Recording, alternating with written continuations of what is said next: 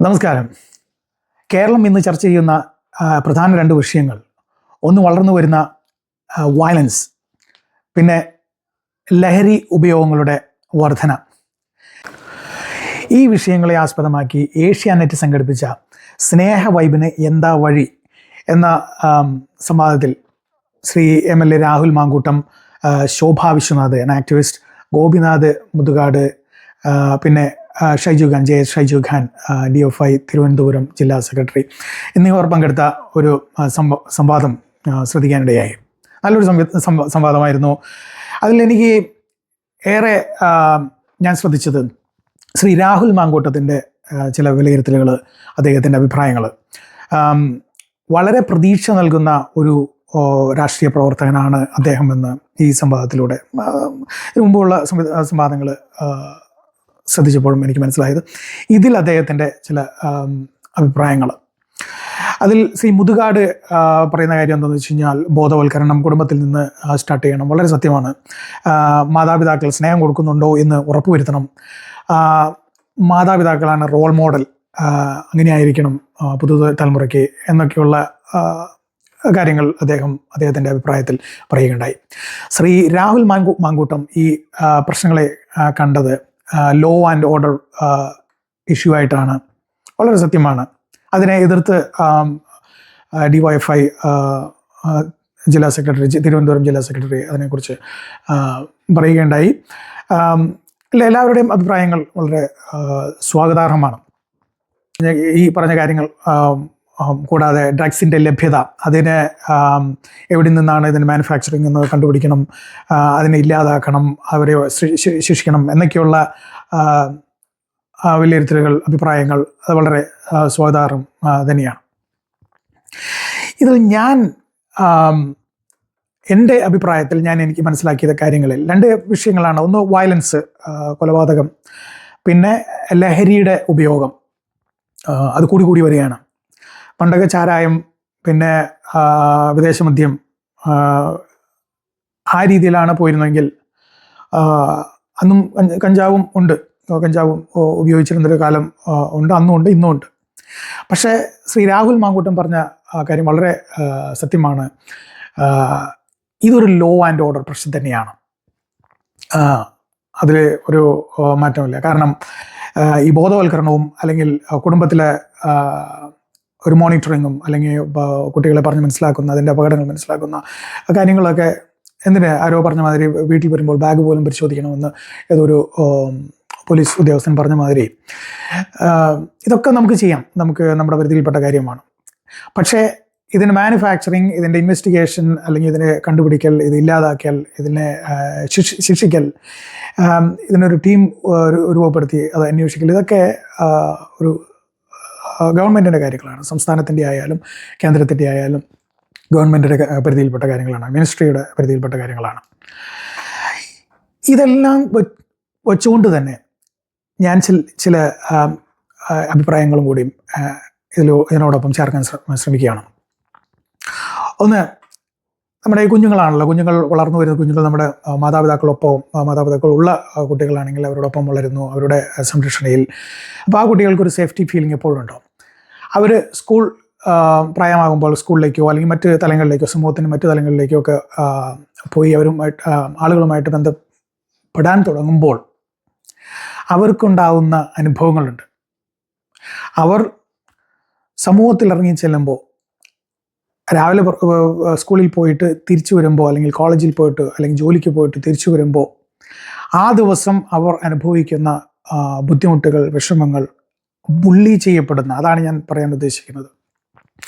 ഏതെങ്കിലും തരത്തിൽ വാക്കുകൊണ്ടോ കായികമായോ അവർ ബുള്ളി ചെയ്യപ്പെടുന്ന, അല്ലെങ്കിൽ പീഡിപ്പിക്കപ്പെടുന്ന, ഹരാസ് ചെയ്യപ്പെടുന്ന സാഹചര്യങ്ങളിലൂടെ കടന്നു പോയിട്ടാണ് അവർ വീട്ടിൽ ചെല്ലുന്നത്. സ്കൂളിലാണെങ്കിൽ കയ്യൊക്കെയുള്ള പിള്ളേർ, അവരുടെ ഹറാസ്മെൻറ്റ് അല്ലെങ്കിൽ ബുള്ളിങ്, അധ്യാപകർ അല്ലെങ്കിൽ സീനിയറായിട്ടുള്ള കുട്ടികൾ, സെയിം ക്ലാസ്സിലുള്ള കുട്ടികൾ, കോളേജിലും അങ്ങനെ തന്നെ. കോളേജിൽ റാഗിങ് എന്ന് പറഞ്ഞ് ഒരു ചില പേരിൽ അതൊരു കലാലയ സംസ്കാരമാണ് എന്ന് നമ്മൾ അന്നും ഇന്നും പറഞ്ഞുകൊണ്ട് നടക്കുകയാണ്. അതൊക്കെ ശരി. സ്വതന്ത്രമായിട്ട് പ്രവർത്തിക്കാനും സ്വതന്ത്രമായിട്ട് അഭിപ്രായങ്ങൾ പറയാനും ഉള്ള സ്വാതന്ത്ര്യം അങ്ങനെ എല്ലാ വ്യക്തികൾക്കും ഇല്ല. അങ്ങനെ പറയേണ്ടി വന്നാൽ അവൻ അനുഭവിക്കപ്പെടുന്ന പീഡനം, ഒരു പരാതിയുമായിട്ട് നീതിന്യായം അന്വേഷിച്ച് നമ്മൾ പോലീസുമായിട്ട് ബന്ധപ്പെടുമ്പോൾ അവിടെ നിന്നുണ്ടാകുന്ന അനുഭവം, ദുരനുഭവം, കവലകളിൽ അല്ലെങ്കിൽ പൊതു സ്ഥലങ്ങളിൽ കൂടി നിൽക്കുന്ന ചെറുപ്പക്കാരെ അടിച്ചോടിച്ച് പീഡിപ്പിക്കുന്ന പോലീസുകാർ, അല്ലെങ്കിൽ മുതിർന്ന ആളുകൾ, കുട്ടികൾക്ക് നിൽക്കാൻ പാടില്ലല്ലോ, എടാ വീട്ടിൽ പോടാ എന്ന് പറയുന്ന ഒരു അനുഭവം ഉണ്ടാവും. അപ്പോൾ ഇതൊക്കെ സാധാരണ നടക്കുന്ന ഒരു കാര്യങ്ങളാണ്. ഈ സാധാരണ നടന്നുകൊണ്ടിരുന്ന കാര്യങ്ങൾ ഇന്ന് ജനിച്ചു വളരുന്ന കുട്ടികൾക്ക് അത് സാധാരണമല്ല. അങ്ങനെ ആകാൻ പാടില്ല, അതൊരിക്കലും അനുവദിക്കാൻ പാടുള്ളതല്ല. ഞാൻ പറഞ്ഞു വരുന്നത്, ഇവിടെ രണ്ട് തരത്തിലുള്ള ആളുകളുണ്ട്. ഈ കുട്ടികളുടെ ഇടയിൽ തന്നെ നോക്കാം, സാധാരണ ആളുകൾ, മറ്റു ആളുകളെ വിടുക, കുട്ടികളിൽ തന്നെ രണ്ട് തരത്തിലുള്ള ആളുകളുണ്ട്. രണ്ട് ഫാൻറ്റസിയിൽ ജീവിക്കുന്ന ആളുകൾ. ഒന്ന് the fantasy of the bully, രണ്ട് the fantasy of the bullied. Fantasy of the bully എന്ന് പറഞ്ഞാൽ അവൻ്റെ അധികാരം, അവൻ്റെ കയ്യൂക്ക്, ബുള്ളിയായിട്ട് ചെയ്യുന്ന അല്ലെങ്കിൽ റാഗ് ചെയ്യുന്ന അല്ലെങ്കിൽ മറ്റുള്ളവരെ കീഴ്പ്പെടുത്താൻ ആഗ്രഹിക്കുന്ന വ്യക്തികൾ, അവൻ്റെ കയ്യൂക്ക്, അവൻ്റെ അധികാരം, അവൻ്റെ ചിലപ്പോൾ മസിൽ പവറായിരിക്കാം, അല്ലെങ്കിൽ അവൻ്റെ ബാക്ക്ഗ്രൗണ്ട് ആയിരിക്കാം, അല്ലെങ്കിൽ അവൻ അഫിലിയേറ്റ് ചെയ്യുന്ന ഏതെങ്കിലും പ്രസ്ഥാനങ്ങളുടെ പേരിലായിരിക്കാം, അല്ലെങ്കിൽ ഗ്യാങ്ങുകളുടെ പേരിലായിരിക്കാം. അവൻ തോന്നുന്ന ആ ഒരു ശക്തി, അവനേക്കാൾ ശക്തി കുറഞ്ഞ ആളുകളുടെ മേൽ ഉപയോഗിക്കുന്ന ഒരു ഫാൻറ്റസി. അത് ഏത് രീതിയിൽ ഉപയോഗിക്കാം, എപ്പോഴൊക്കെ ഉപയോഗിക്കാം എന്നുള്ളൊരു ഫാൻറ്റസിയിൽ നടക്കുന്ന ചില ആളുകൾ. ഇതിൽ വേറൊരു ചില കൂട്ടരുണ്ട്, ഫാൻറ്റസി ഓഫ് ദ ബുള്ളീഡ് എന്ന് പറഞ്ഞു കഴിഞ്ഞാൽ, ഈ ബുള്ളി ചെയ്യപ്പെടുന്ന വ്യക്തികളുണ്ട്. അവരുടെ മനസ്സിൽ ഭയവും അതേപോലെ തന്നെ ഒരു പ്രതികാരദാഹവും ഉണ്ടാവും. കഴിവുള്ള കുട്ടികൾ അപ്പോൾ തന്നെ പ്രതികാരം ചെയ്യാൻ ശ്രമിക്കും. അത് ഏത് രീതിയിലും. ഒരു പൊതുസ്ഥലത്ത് ഒരു പോലീസുകാരനാലോ അല്ലെങ്കിൽ വേറൊരു വ്യക്തിയാലോ തല്ലപ്പെടുന്ന, അല്ലെങ്കിൽ ഒരു തലക്കടി കൊടുത്തു കഴിഞ്ഞാൽ അത് കിട്ടിയവൻ, അതാരായാലും അവൻ്റെ മനസ്സിലുണ്ടാവും, എന്നെ ഉപദ്രവിച്ച ആ വ്യക്തിയെ രണ്ടറ കൊടുക്കണം എന്നുള്ളൊരു തോന്നൽ, ഒരു ഫാൻറ്റസി കുട്ടിയുടെ മനസ്സിലുണ്ടാവും. ഏത് മനസ്സിലും നിങ്ങളൊന്ന് ആലോചിച്ച് നോക്കുക. കഴിവുള്ളവൻ അതിന് പുറപ്പെടും. അപ്പോൾ നമ്മൾ ഈ പല ചർച്ചകളിലും അല്ലെങ്കിൽ നമ്മുടെ ഗവൺമെൻറ്റുകൾ തന്നെ ഇപ്പോൾ വരുന്ന സിനിമകളെയും മാധ്യമങ്ങളെയും പഴിചാരാറുണ്ട്. അപ്പോൾ അതിന് രാഹുൽ മാങ്കൂട്ടം ഉപയോഗിച്ച വാക്കെന്താണെന്ന് വെച്ചാൽ റൊമാൻറ്റിസൈസ് ചെയ്യുക എന്നുള്ളതാണ്. അതിനെ ഞാൻ സത്യം പറഞ്ഞാൽ ഈ രാഹുൽ മാങ്കൂട്ടത്തിനോട് ഞാൻ അനുകൂലിക്കുകയാണ്. ഇതൊരു കുടുംബത്തിൻ്റെ ബാധ്യത, കുടുംബത്തിൻ്റെ ഉത്തരവാദിത്വം, അല്ലെങ്കിൽ കുടുംബത്തിൽ ചെയ്യേണ്ട കടമകളുടെ ഉത്തരവാദിത്വ ബോധവും അവരുടെ മാതാപിതാക്കൾക്ക് ഉണ്ട്. അവരുടെ കഴിവിനൊത്ത കാര്യങ്ങൾ അവർ ചെയ്യുന്നുണ്ട്. അതിനുശേഷമാണ് അവർ വെളിയിൽ പോകുന്നത്. അതുപോലെ തന്നെയാണ് അധ്യാപകർ സംരക്ഷണം കൊടുക്കേണ്ട, പാഠം പറഞ്ഞു കൊടുക്കേണ്ട, നല്ല രീതിയിൽ കുട്ടികളെ വളർത്തേണ്ട പല അധ്യാപകരും ഈ കുട്ടികളെ സംബന്ധിച്ച് ബുള്ളീസാണ്, എന്ന് പറഞ്ഞാൽ പീഡകരാണ്. ഇന്നും പല അധ്യാപകരും ഗുണ്ടാവിളയായിട്ടാണ് ചില സ്കൂളുകളിലും അല്ലെങ്കിൽ കോളേജുകളിലൊക്കെ നടക്കുന്ന, പ്രൈവറ്റ് കോളേജുകളിലൊക്കെ നടക്കുന്ന കാര്യങ്ങൾ അങ്ങനെയാണ്. അപ്പോൾ ഞാൻ പറഞ്ഞു വരുന്നത്, ഈ കുട്ടികൾ സമൂഹത്തിൻ്റെ ഓരോ മേഖലയിൽ ഇടപെടുമ്പോൾ ആ കുട്ടികൾക്ക് ഉണ്ടാകുന്ന അനുഭവങ്ങൾ അവർക്ക് എന്തായിരിക്കണം? അവർക്ക് വീട്ടിൽ ഉണ്ടാകുന്ന ഒരു സേഫ്റ്റി ഫീലിംഗ് അത് എവിടെ പോയാലും ഉണ്ടാകണം. അത് വീട്ടിൽ മാത്രമല്ല. അല്ലെങ്കിൽ പിന്നെ വീട്ടിൽ മാത്രം ഒരു ഹോം സ്കൂളിംഗ് നടത്തി ജീവിച്ചാൽ പോരാ. അങ്ങനെയല്ല. അപ്പം ഞാനൊക്കെ വളർന്നു വരുമ്പോൾ എനിക്ക് പുറത്തു പോകണം, സമൂഹവുമായിട്ട് ബന്ധപ്പെടണം, എത്ര ദൂരത്തിലായാലും എനിക്ക് പോകണം. ഞാൻ കാണാൻ ആഗ്രഹിക്കുന്ന എൻ്റെ കൂട്ടുകാരനാണെങ്കിലും ബന്ധുക്കളാണെങ്കിലും അല്ലെങ്കിൽ ഒരു സിനിമയ്ക്ക് പോകുന്നതാണെങ്കിലും അത് ഞാൻ എൻ്റെ സ്വാതന്ത്ര്യത്തോടും സന്തോഷത്തോടും ഒരു സേഫായിട്ടും ഞാൻ പോയിട്ട് വരണം എന്നുള്ളൊരു ആഗ്രഹവും ചിന്തയും ഉണ്ടായിരുന്നു. അതേസമയം അത് തടസ്സപ്പെടുമ്പോൾ, ആരെങ്കിലും ഇപ്പോൾ ഒരു സിനിമയ്ക്ക് പോയി കയ്യൊക്കെയുള്ളവൻ എന്നെ തട്ടി താഴെയിട്ടിട്ട് മാറിക്കട എന്ന് പറഞ്ഞ് ലൈനിൽ കയറുമ്പോൾ, ഇന്ന് അതിൻ്റെ ലൈനിൻ്റെ ആവശ്യമില്ല. അത് വളരെ സന്തോഷം. ടെക്നോളജി ഒരുപാട് അതിന് സഹായിച്ചിട്ടുണ്ട്. എന്ന് പറയുമ്പോൾ ഞാൻ അത്ര കയ്യൂക്ക ഉള്ള ആളല്ല എന്നുണ്ടെങ്കിൽ സത്യമായിട്ടും എൻ്റെ മനസ്സിൽ ഞാനൊരു സൂപ്പർ ഹീറോയിനെ തേടും. ആരാണ് സൂപ്പർ ഹീറോ? ഒരു കുഞ്ഞിനെ സംബന്ധിച്ച് അവൻ്റെ അപ്പനായിരിക്കും, അല്ലെങ്കിൽ അമ്മയായിരിക്കും, ആരാ ശക്തിയുള്ള മാതാപിതാക്കളൊക്കെ ആയിരിക്കും. മിക്കവാറും ആളുകളുടെ അപ്പനായിരിക്കും. സ്കൂളിൽ പഠിക്കുന്ന കുട്ടികളാണെങ്കിൽ അവൻ ആദ്യം സമീപിക്കാൻ പറ്റുന്നത്, അവനൊരു ദുരനുഭവം ഉണ്ടാകുമ്പോൾ അവൻ ആദ്യം സമീപിക്കുന്നത് അവൻ്റെ അധ്യാപകരെയായിരിക്കും.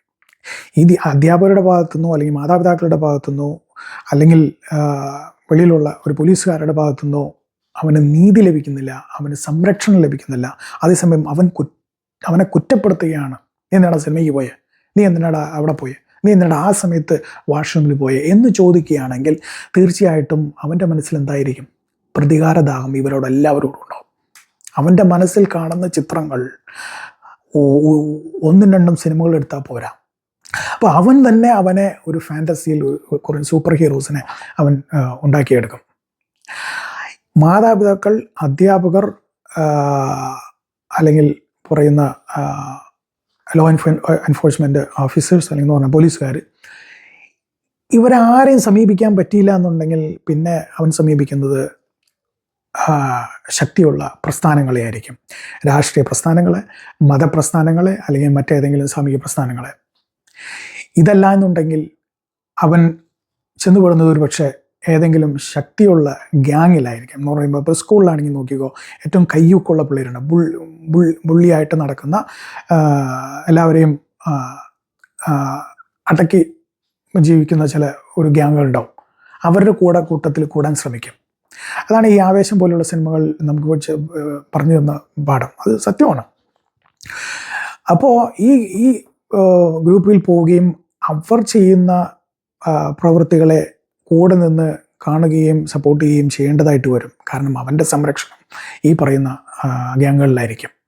അങ്ങനെ ചെറിയ ഗ്യാങ്ങുകളിൽ നിന്ന് വലിയ ഗ്യാങ്ങുകളിലേക്ക് പോകുന്ന പല കുട്ടികളുണ്ട്. കാരണം അവരുടെ ഒരു സേഫ്റ്റി ഫീലിംഗ്, അവരുടെ ഒരു ഫീലിംഗ് എന്ന് അവൻ്റെ ഹീറോസ് അവൻ തന്നെ കണ്ടെത്തുകയും അവൻ അതിലെ ഒരു ഹീറോ ആയിട്ട് മാറാൻ ശ്രമിക്കുകയും ചെയ്യുന്നു എന്നുള്ളതാണ്.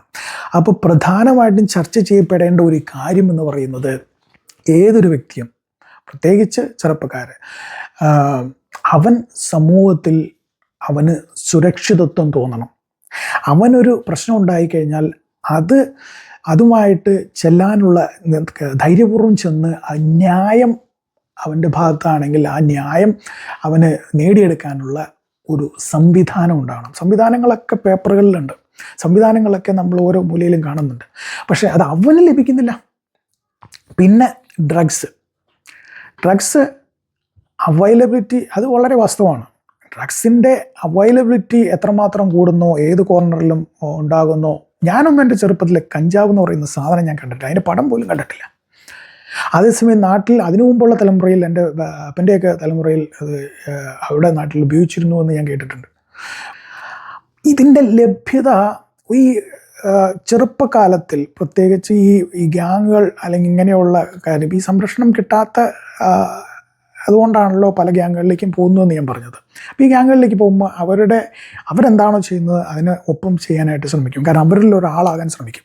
അപ്പോൾ എന്ത് പറ്റുമെന്ന് വെച്ച് കഴിഞ്ഞാൽ, അവർ ആദ്യം ക്യൂരിയോസിറ്റി ഉണ്ട്. ആരും നമ്മളെ മലത്തിൽ കിടത്തി നമ്മുടെ വായിൽ ഒരു സാധനം വെച്ച് തരില്ല. ഇത് ആദ്യം തോന്നുന്നത് നമ്മുടെ മനസ്സിലാണ്. ഒന്ന് ടേസ്റ്റ് ചെയ്ത് നോക്കാം. മദ്യം കഴിക്കുന്നതും സിഗരറ്റ് വലിക്കുന്നതും കഞ്ചാവ് വലിക്കുന്നതും അല്ലെങ്കിൽ എന്ത് തരത്തിലുള്ള ലഹരി ഉപയോഗിക്കുന്നതിൻ്റെ ഫസ്റ്റ് സോഴ്സ് എന്ന് പറയുന്നത് ഇതിനെക്കുറിച്ചുള്ള അറിവ് എന്ന് വെച്ചാൽ, ഈ സാധനം എന്നെ പോലെയുണ്ട്, ഇത് ഉപയോഗിച്ച് കഴിയുമ്പോൾ എന്തൊക്കെയോ കിട്ടുന്നു എന്നുള്ളത്. അപ്പോൾ ആദ്യം വിചാരിക്കുന്നത് ജസ്റ്റ് ഒന്ന് നോക്കാം, ഇതിനെ ഒന്ന് എങ്ങനെയുണ്ടെന്ന് അറിയാലോ. എന്നിട്ട് കണ്ടിന്യൂ ചെയ്യാൻ ഒരിക്കലും ആരും വിചാരിച്ചിട്ടല്ല ഇതിലേക്ക് പോകുന്നതെന്നാണ് എൻ്റെ ഒരു തോന്നൽ. അതെന്താണെന്നറിയാം എന്നുള്ളൊരു ക്യൂരിയോസിറ്റി. ആ ക്യൂരിയോസിറ്റിയിൽ നിന്നാണ് പിന്നെ അതിൻ്റെ തുടർച്ചകൾ വരുന്നത്. അപ്പോൾ തുടർച്ചകൾ വരണമെന്നുണ്ടെങ്കിൽ അത് ലഭ്യമാകണം. അപ്പോൾ ഇന്ന് നോക്കുമ്പോൾ പണ്ടത്തെ പോലെയല്ല, മുക്കിലും മൂലയിലും എല്ലാ ചെറിയ കടകളിലും ഓരോരുത്തരുടെ പോക്കറ്റിലും സ്കൂൾ കുട്ടികളുടെ ബാഗിൽ വരെ ഈ സാധനമുണ്ട്. കാരണം വിറ്റാൽ കാശ് കിട്ടും,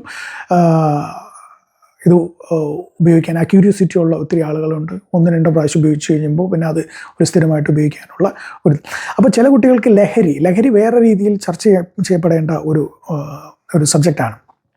അത് ക്യൂരിയോസിറ്റി അല്ലെങ്കിൽ ഒരു ഉപയോഗം, അതിൻ്റെ ലഭ്യത, അതിനപ്പുറം അത് ചർച്ച ചെയ്യപ്പെടേണ്ട കാര്യമാണ്. അപ്പോൾ ഞാൻ ഈ ഒരു ഇതിൽ നിർത്തുകയാണ്. അപ്പോൾ സംരക്ഷണം ഏതൊരു വ്യക്തിക്കും ആ വ്യക്തി സമൂഹത്തിലേക്ക് അവൻ്റെ വീട് വിട്ട് വീട്ടിൽ തന്നെ, വീട്ടിലായാലും വെളിയിലായാലും, അവൻ ഈ ലോകത്ത് അവൻ ജനിച്ചിട്ടുണ്ടെങ്കിൽ അവന് അല്ലെങ്കിൽ അവൾക്ക് ഒരു സേഫ്റ്റി ഫീലിംഗ് അവന് തോന്നണം.